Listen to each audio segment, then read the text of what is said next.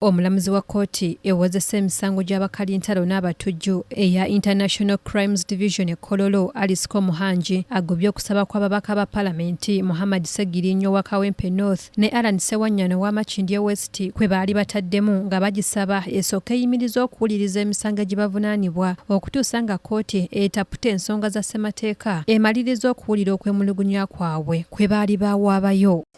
And the matter in the Masaka court, it has also made a decision in respect of restricted disclosures.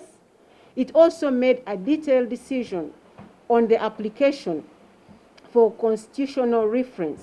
I do not find that it is proper for me to be the one to stay the proceedings before this court. If you so wish to stay the proceedings in this court, then you can go to the Constitutional Court where you filed the petition, and if the Constitutional Court gives us an injunction not to proceed, then we shall stay the proceedings. Omulamuzi mu kugoba okusaba kuno ategeezezza nga kkooti eno bwe yakoledde okusalawo kwayo mu musango era nga tebasobola kuguddamu newankubadde okwekuba endobo. Omulamuzi abawadde amagezi okuteeka essira ku musango gwe baateeka mu kkooti eya ssemateeka era balindirire ensala enaakuvaamu. Sobola kgenda eri mu kkooti ya ssemateeka kubanga era amateeka gagamba nti oba olina kkooti gy'olimu eya wansi ng'osaba ensonga ng'ezo gy'otandikira, bw'oba tofunye ky'oyagala mu kkooti eyo n'olyoka ogenda mu kkooti ejulirwamu oba eya ssemateeka.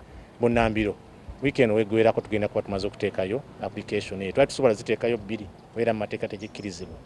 Wiiki weggwerako tugenda kuba tumaze okutegeka empapula zino nga kkooti magezi geetuwadde. Omubaka Ssegiriinya mu kkooti asabye omulamuzi okuweebwayo obudde asobole okuddayo mu ddwaliro abasawo bongere okumwekebejja era kino omulamuzi n'akikkiriza. Hypertension erinnya nebeera mu 190/200 over 140 which is abnormal.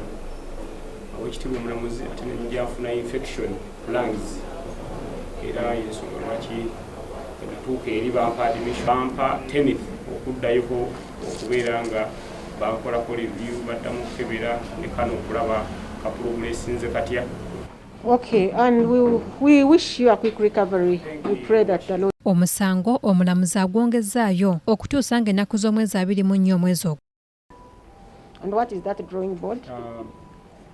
The way forward, my lord, because initially, prosecution had partially disclosed,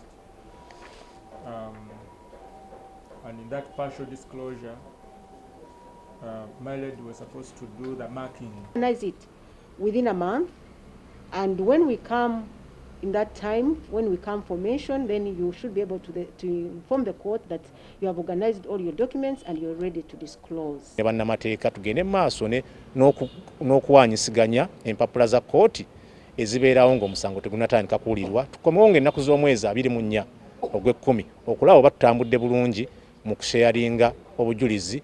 Ababaka Allan Ssewanyana ne Muhammad Ssegiriinya n'abalala bavunaanibwa emisango 6 okuli okutemaatema abantu mu bitundu eby'e Masaka ne Lwengo n'ebijambiya mu mwaka ogwa 2021 oluvannyuma lw'okulonda kwa bonna okwaliwo. Omulangira Junju Moses yakusakidde eggulire lino ku KTV amalindirire.